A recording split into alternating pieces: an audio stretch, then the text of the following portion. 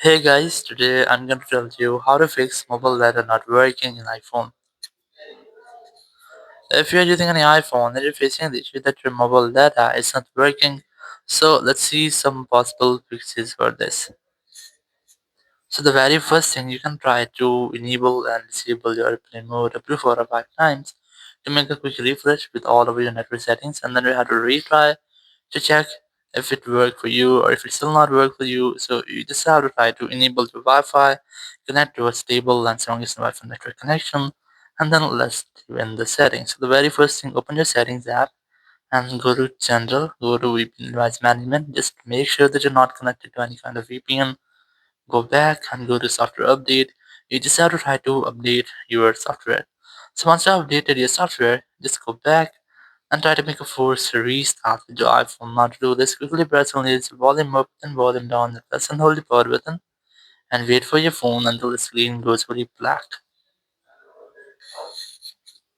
And here, once you get the black screen, you just have to wait for Apple logo. And once you get Apple logo, just release the button and wait for your phone until it restarts. Once your phone has been restarted, just unlock your phone.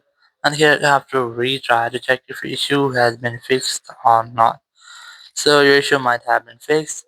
If it's still not fixed your issue, so you can try to reinsert your SIM card in your iPhone. So just try to reinsert your SIM card, or you have to try to check that your SIM card is inserted correctly.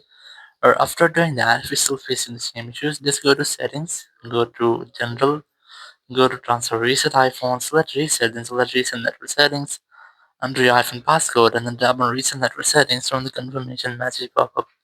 It will reset all over your network settings. If there will be an issue with your iPhone network, it will be fixed in the steps, so you will not get the issue again.